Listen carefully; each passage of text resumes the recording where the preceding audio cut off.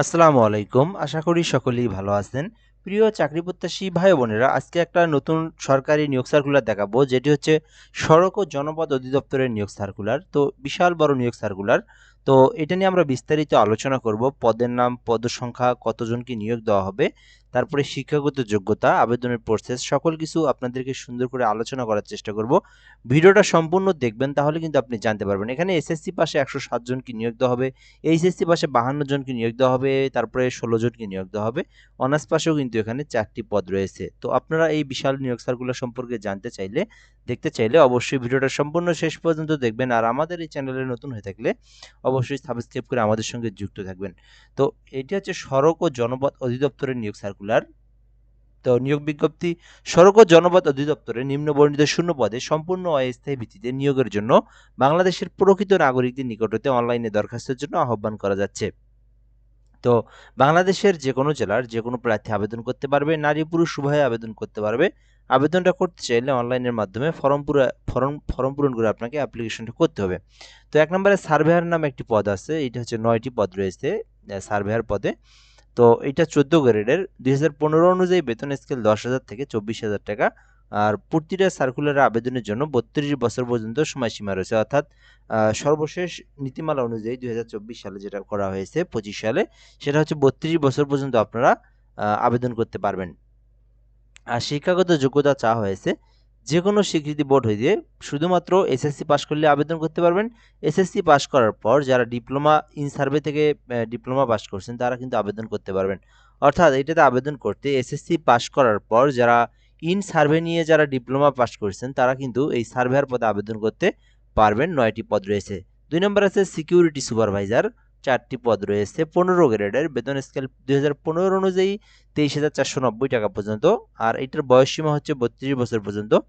আর শিক্ষাগত যোগ্যতা বলা আছে যে কোনো স্বীকৃতি বিশ্ববিদ্যালয় হইতে অনন্য স্নাতক ডিগ্রি, তবে বিভাগীয় প্রার্থীদের ক্ষেত্রে কোনো স্বীকৃতি বোর্ড হইতে শুধুমাত্র এইচএসসি পাস করা থাকলে কিন্তু আপনি আবেদন করতে পারবেন। অর্থাৎ এখান থেকে আমি আপনাদেরকে বিষয়টা বলে দিচ্ছি।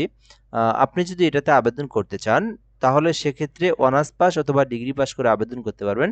আর সড়ক ও জনপথ অধিদপ্তরে যারা চাকরিরত অবস্থায় রয়েছেন, কেউ বা 20তম 18 গ্রেড বা 16 গ্রেড বা 17 গ্রেডে আছেন, তারা কিন্তু যদি আবেদন করতে ইচ্ছুক হন, সেই ক্ষেত্রে তারা এইচএসসি পাস করে আবেদন করতে পারবেন।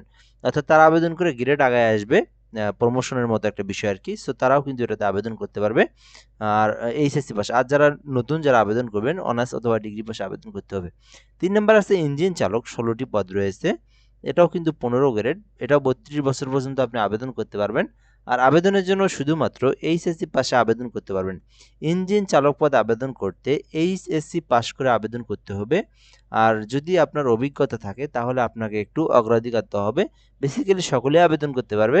যদি অভিজ্ঞতা থাকে তাহলে আপনাকে একটা অগ্রাধিকার দেওয়া হবে, আপনি একটু উপরে থাকবেন আর কি। সো এমনটাই বলা আছে এখানে। 4 নম্বর আছে ওয়ার্ক অ্যাসিস্ট্যান্ট নামে একটি পদ রয়েছে, কার্য সহকারী যেটাকে আমরা বলি, ওয়ার্ক অ্যাসিস্ট্যান্ট। 52টি পদ রয়েছে। তো আপনি চাইলে এই বিশাল পদে এটাতে আবেদন করতে পারেন। এটা 16 গ্রেডের। 9,300 থেকে 22,490 টাকা বেতন স্কেল। 32 বছর পর্যন্ত আবেদনের জন্য সময়সীমা রয়েছে। শুধুমাত্র এইচএসসি পাস করলে কিন্তু আপনারা আবেদন করতে পারবেন। ওয়ার্ক অ্যাসিস্ট্যান্ট পদে 52 পদের বিপরীতে যদি আবেদন করতে চান, ইন্টার পাস করতে হবে, অর্থাৎ এইচএসসি পাস করলে আপনি এটাতে আবেদন করতে পারবেন। 5 নম্বর আছে নিরাপত্তা প্রহরী। 160টি পদ রয়েছে, বিশাল বড় পদ সংখ্যা রয়েছে এখানে। 107 জনকে নিয়োগ দেওয়া হবে। এইটা হচ্ছে 20তম গ্রেডের মধ্যে। 32 বছর পর্যন্ত আবেদন করতে পারবেন। শুধুমাত্র এসএসসি পাস করলেই কিন্তু আপনি আবেদন করতে পারবেন। জাস্ট এসএসসি পাস করছেন, তাহলে আপনি নিরাপত্তা প্রহরী এই পদে, এই বিশাল পদে আবেদন করতে পারবেন। আচ্ছা, এইখানে একটা বিষয় আছে, কোনো নিরাপত্তা প্রহরী দেখবেন 8ম শ্রেণী পাশের, আর এইটা কিন্তু এসএসসি পাশের। তো এইটার কাজ আর ওইটার কাজ কি আলাদা, একটু ডিফিকাল্ট। এইটা কিন্তু আপনার নিরাপত্তা প্রহরী হচ্ছে আপনার, এটা হলো অফিসের মধ্যেই নিরাপত্তা প্রদান করা, একদম অফিসের মধ্যে আর কি। শুধু নিরাপত্তা প্রহরী না, এটার কিন্তু নিরাপত্তা প্রহরীর পাশাপাশি কিন্তু আপনাকে কাগজপত্র ফাইল আদান প্রদান করা, গ্রাহক আসলে সেবা দেওয়া, গ্রাহক আসলে বিষয়গুলো বলে দেওয়া, যদি আপনার যদি ওইখানে শূন্যপদ আরও থেকে থাকে ফটোকপি করা, এই বিষয়গুলো কিন্তু আপনার এই নিরাপত্তা প্রহরীর মধ্যে পড়ে যায়। ঠিক আছে? সো অনেকটাই কিন্তু অফিসিয়ালের মধ্যে, অফিসিয়াল যে পদটা আছে ওইটার মধ্যে কিন্তু এই নিরাপত্তা প্রহরী।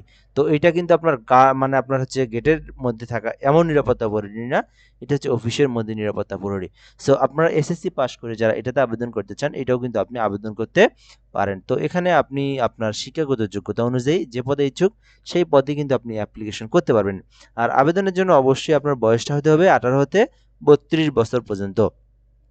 আচ্ছা, এরপরে যদি আমরা এখানে দেখি এই সার্কুলারে যদি আপনি আবেদন করতে ইচ্ছুক হন কিভাবে আপনি আবেদন করবেন। তো যাদের ল্যাপটপ আছে, পিসি আছে বা আবেদন নিজেই করতে পারেন, গুগল অথবা ক্রোম ব্রাউজারে আসবেন, আসার পরে আপনারা টাইপ করবেন rhdteletalk.com.bd। rhdteletalk.com.bd এই ওয়েবসাইটে প্রবেশ করে আপনারা এই সার্কুলারে ফর্ম পূরণ করে অ্যাপ্লিকেশন করতে পারবেন। আর আর যদি আমাদের মাধ্যমে আবেদন করে নিতে চান সেটাও পারবেন, ঘরে বসে থেকে একদম সুন্দরভাবে নির্ভুলভাবে যে কোনো সরকারি চাকরির আবেদন করতে চান তাহলে হোয়াটসঅ্যাপ নাম্বারটা দেওয়া আছে, এসএমএস করবেন 0177583031 একদম নির্ভুলভাবে যে কোনো সরকারি চাকরির আবেদন আমার মাধ্যমে আপনি করে নিতে পারবেন। আচ্ছা, এরপর আমরা দেখবো এখান থেকে এই সার্কুলারে আবেদন কত তারিখ পর্যন্ত করতে পারবেন। এই আবেদনটা কিন্তু আপনি এই যে ফেব্রুয়ারি মাস, চলমান ফেব্রুয়ারি মাসের একদম শেষ তারিখ পর্যন্ত আবেদনের জন্য সময় রয়েছে, অর্থাৎ এটা 1 তারিখ পর্যন্ত সময় আছে মার্চ মাসের। তো এক কথায় এই মাসের শেষ পর্যন্ত সময় রয়েছে, তো ফেব্রুয়ারি মাস পর্যন্ত। তো যারা আবেদন করতে চান তো আপনারা কিন্তু এই ফেব্রুয়ারি মাসের মধ্যে আবেদন করবেন, যে কোনো সময় আবেদনটা করে নিতে পারেন, তবে একটু তাড়াতাড়ি আবেদনটা করে নেওয়া ভালো।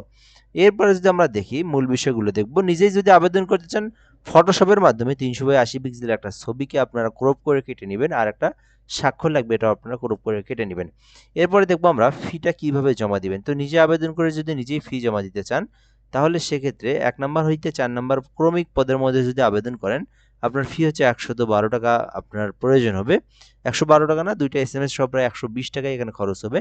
তো 1 থেকে 4 নাম্বারের মধ্যে আবেদন করলে 120 টাকা, আর 5 নাম্বারের মধ্যে যদি আপনি আবেদন করেন তো 5 নাম্বার পদে যদি আপনি ফি জমা দিতে চান নিরাপত্তা প্রহরীতে আপনারা 65 টাকা রিচার্জ করবেন টেলিটক সিমে, তারপরে কিন্তু আপনি ফিটা জমা দিবেন। কিভাবে ফি জমা দিবেন এটাও আমি আপনাদেরকে দেখিয়ে দেওয়ার চেষ্টা করতেছি।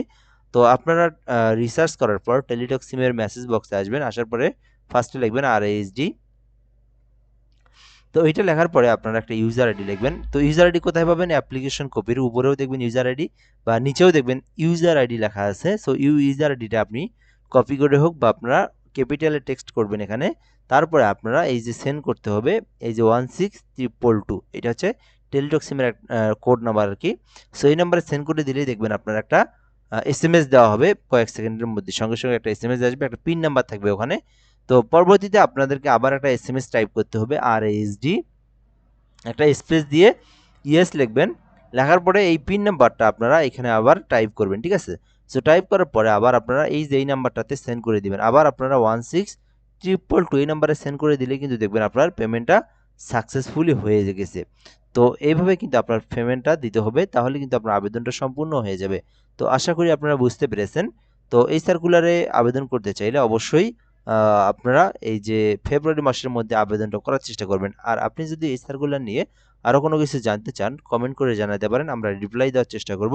আর অবশ্যই যেটা বললাম আমাদের এই চ্যানেলে আপনি সাবস্ক্রাইব করে যুক্ত থাকবেন, ভালো ভালো নিয়োগ সার্কুলার আপনি জানতে পারবেন। আর আমাদের মাধ্যমে আবেদন করতে চাইলে এই নাম্বারে যোগাযোগ করতে পারেন।